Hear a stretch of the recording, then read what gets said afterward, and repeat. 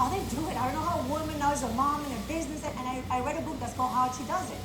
Well, I don't know how she does it still, because she has 3 kids, and she comes to she's the first one in the office, like pending business, her QBI is perfect, and she takes care of the kids, cook them, then she goes out and she does kitchen tables, and I'm like, she's at $100,000 in income, a regional leader, $100,000 in income, over 100 licenses in her team. She'll be a great RVP, right? There's Carla Santana. Carla, she was a pandemia baby. She grew up on the Zoom, right? I'm still fighting for her to get completely out of the Zoom, but she grew up on the Zoom. She was from New York, and she grew her team in New Jersey. And for the people that know about New York, for you to go from New York to New Jersey is a drive. And she goes there and does training there and stuff like that. Last month, they licensed 12 people in their team. They're double-digit licensing too, so I know if she keeps doing that, they'll go RVPs. So that's the goal, guys. So the goal is to be a base shop that knows how to do 3x3, that the leader is the first one that goes out and do it. I know we don't want to hear that, but the leader is the first one that goes out and recruit and train people and it's on the field and create the philosophy they want to have. I want to have a bunch of people on the kitchen table. I want to have a bunch of people on the field at 11 p.m. at someone's house. That's what I want. That's what I think is a healthy business, because that's what we really how we really help families. And a good base is where you keep promoting RVPs that are doing the right thing, that have good numbers, that know how to make money. So in that way, you know that when they go RVP, they're also going to make money, right? So, and last, of course, is love your people. Love them the way they are. Not everyone will be the great big kid in the beginning. Actually, Katie, the one that I just talked to you guys about, she was at 0 by 0 for a year. But she would come to the office every day, and she was at 0 by 0. So I hug her and say hi as if she was the next RVP. I didn't know she was going to be, right? But a couple years later, she put her thing together and she did it. So love your people, love them the way they are, and enjoy this business. It's fun what we do. It's not that bad. Adversity will come, of course, but that's in this business or outside of the business. It's still gonna happen. It might as well happen while you're here and you're having a good time, right? And you can dream you're gonna be do. So if we do, you have to work hard. You have to have work ethic. If you have the vision and you follow the principles of our business, that you recruit, direct, so you can grow like this and then grow like this. If you help people get licensed, you train them, you promote it, and you do that over and over again, and you keep leading by example, you will have a great base shop, and a great shop will surprise you. Great people will come out of there, and that's how you build a nice hierarchy, which will be my next talk. Okay, thank you so much, guys. Have a great day. So my topic today is leadership. And I want to start by telling you a little bit about me. So I'm formerly an industrial engineer, met my husband in college. We joined the business really at the same time, but he joined as the lead in the business and I got licensed very quickly to be a licensed partner. Very supportive partner, went to all the big events, but I was working in corporate, believing that that's where my dreams were going to come true, backstopping him as he built the business. Left corporate, became a stay-at-home mom, and then everything flipped upside down. My husband got the call to ministry, and he decided that that's what he didn't decide, God told him that's what he wanted him to do, and so I was at a point of having to make a decision, right? I always knew I was going to go back to having a full-time career because I am a very ambitious person, but now the pressure was on to decide very quickly. I knew that I could dust off my resume, put myself back out there, and go get an engineering job. But we had this little tiny Primerica business, which had not been successful. There was no proof that I could make it successful, right? And I just decided, you know what? Before I go back to corporate America, I'm gonna take a bet on me and see if I can step up and lead this business and change our family's life, right? And so I was scared to death, but I decided to lead. Ladies, if you have ever led anything in your life, you can be a leader in Primerica. Raise your hand if you've ever been a leader in any arena in your life. So if you've ever been a leader, then you can be a great leader in Primerica. You just have to decide you're going to lead with confidence. And it starts with making a decision that it all begins with you, that you're going to lead by example. Now, that was easy for me because I was all by myself, right? My husband and I already talked to our entire warm market. They were either in the business, quit the business, a client, whatever. So I really was starting from scratch all by myself. And so the first person I had to learn to lead was me. So that's my first point. Write down, I need to lead me, right?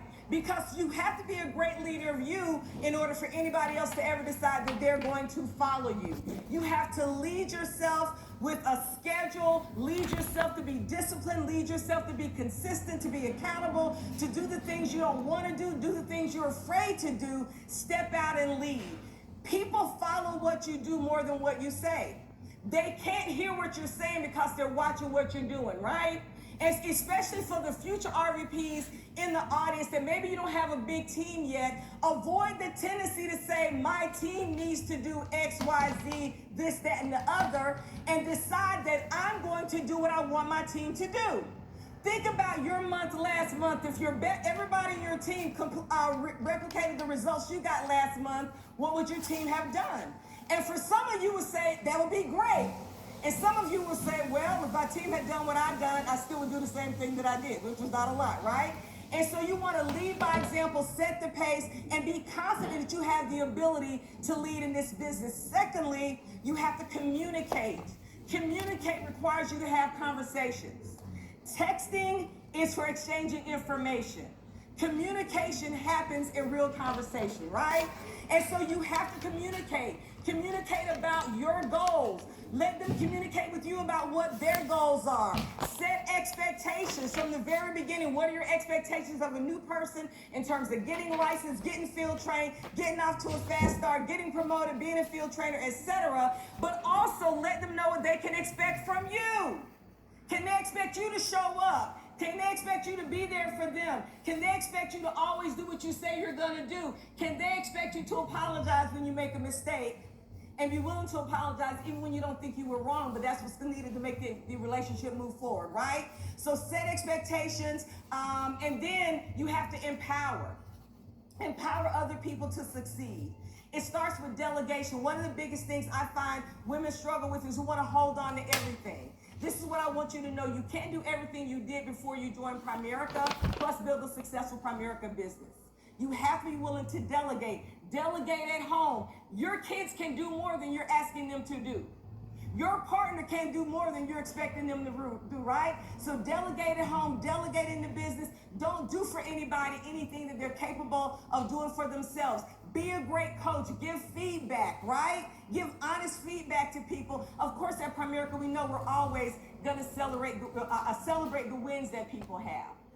And then I'm going to talk to you about the biggest thing about leadership is you have to know why you want to be a great leader in this business, right? You have to know your why. So my decision point was, stay-at-home mom, new baby on the way, my husband who was the RVP is going to go do something else. I have to decide to step up and lead. And I'll be honest with you, I was scared to death. Who's ever been scared in this business, right? The definition of courage is not the absence of fear, it's to feel the fear and do it anyway. Do the thing you fear the most, and the death of fear is certain. And I made the decision to step out and do all the things that I was afraid to do in order to get all the things that I wanted to get, right? You have to know your why, my two heartbeats, my two daughters. I wanted to make sure that I was their hero. Do you want to be your kid's hero? Do you want to be your parents' hero? Do you want to be your siblings' hero, right? I wanted to be their hero. Not somebody on a video, not somebody in a movie, not somebody on a concert stage. I wanted to be their hero. I wanted to be in a yes position. That if they heard the word no, it wasn't because I couldn't afford it. It was because I didn't think it was best for them. But here's the truth. Somebody's going to hear no in your life. You're the adult. You have to decide, are you going to take the no's? No, I'm not interested. No, I'm not coming. No, please stop calling me, right? Are you willing to take the no so you can say yes to the people you love, right? So you have to put yourself in the yes position, right? You have to dig deep to understand what your real compelling reason is. Because often we just stop at a surface level. And that's why your business isn't growing. Compelling reason. If you really find your compelling reason, it will compel you to do all the things that you need to do to win. The things that make you uncomfortable, the things that you're afraid to do. I knew I found my compelling reason when I was compelled to do all the things that I had avoided doing and procrastinating and doing before. What's your compelling reason?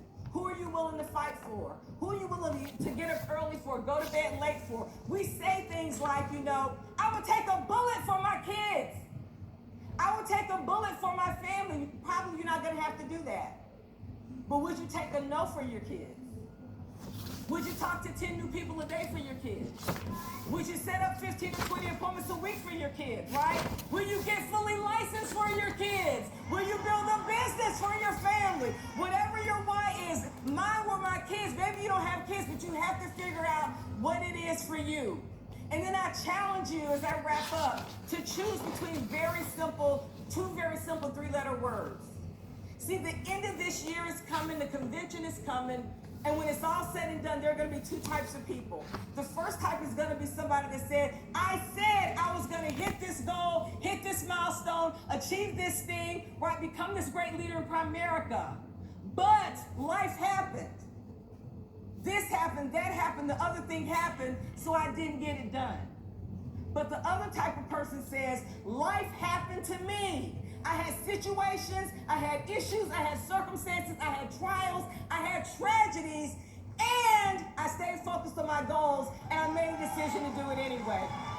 I challenge you to choose and. I challenge you to choose to lead. I challenge you to be the great woman in Primerica that you are destined to be. You are fearfully and wonderfully made, and all you have to do is be the best you that you can be, because you are enough.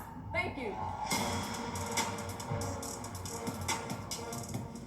We're going to talk about self-development, right?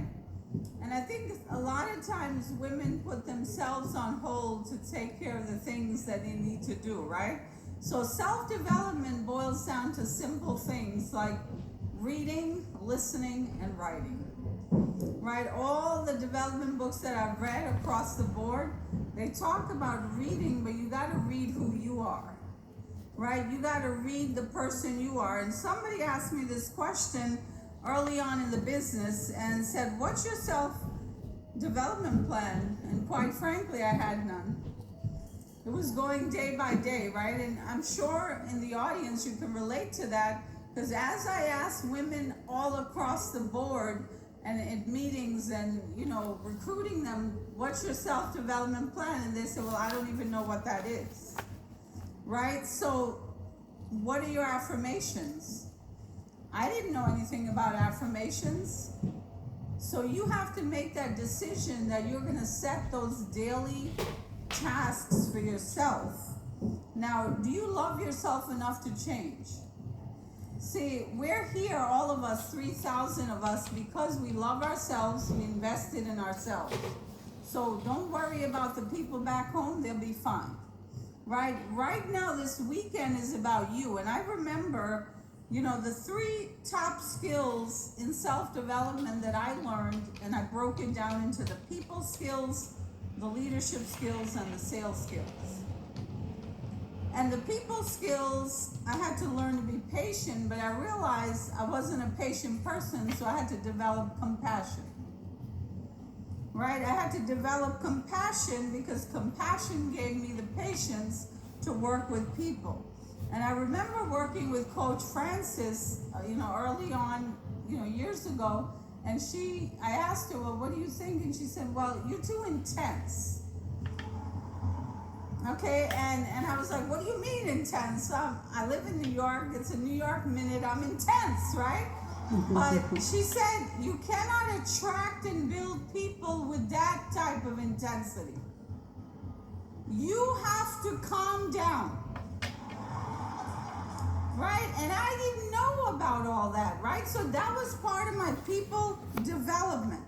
The leadership part